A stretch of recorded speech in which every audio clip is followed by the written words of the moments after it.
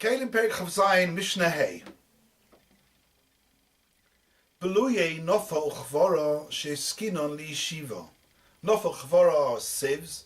Beluye means they're broken, they've worn out, they're tattered, they're frayed, can't be used anymore for their particular purpose.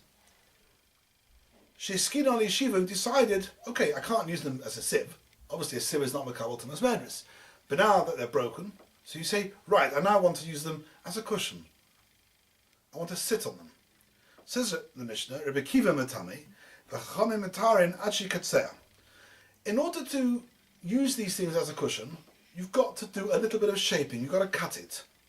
So the Chachamim is used quite simple, like the normal rule. Whenever you want to change a tashmish, if the change of tashmish involves a masa, that means it is mechusa masa, then you've got to do that masa in order to achieve the new status.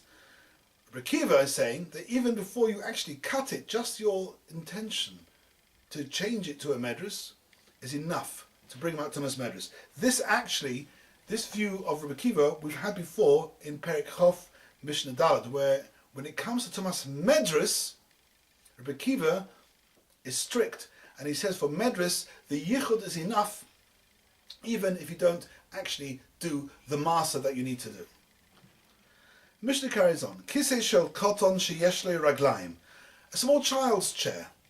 Tiny little chair which tots infants use. Even though it's not a tefach high, we've had before that the minimum height for a chair, which is royal yeshiva, has to be a tefach high.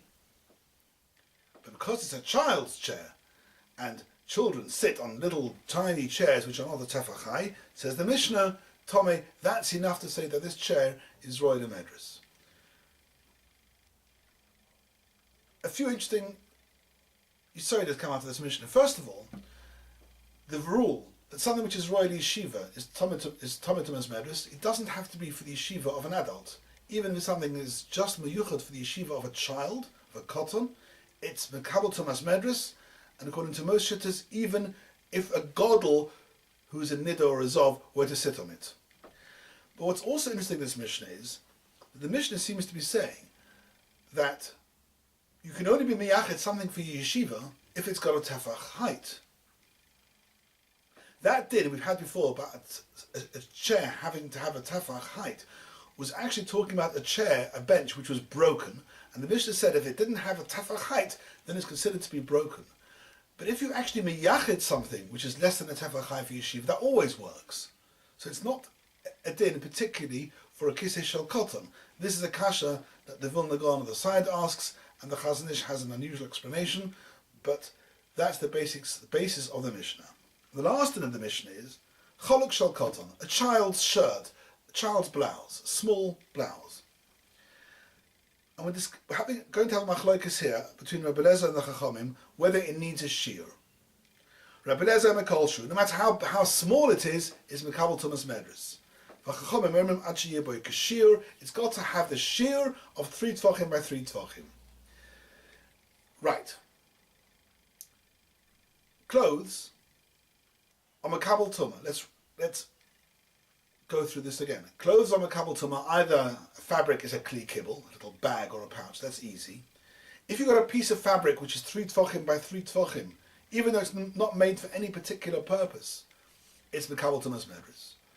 If you have a garment which is complete, even if it's not 3 tvachim by 3 tvachim, even if you have a garment, even if you do not have the shear of 3 tvachim for 3 tvachim, it's mekabel tumas medrus because clothes are meant to be sat on.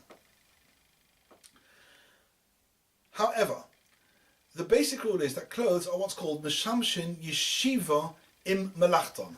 The primary purpose of a garment is not to sit on it.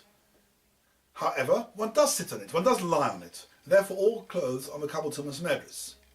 And normally, with adult clothes, the term meshamesh yeshiva im melachton renders a beged roy the tumas medrus, even though you don't have a share of gimel tvachim by gimel tvachim, because the yeshiva aspect is, although not the primary function, is important enough to give it a tumas medrus even without a share of gimel al gimel.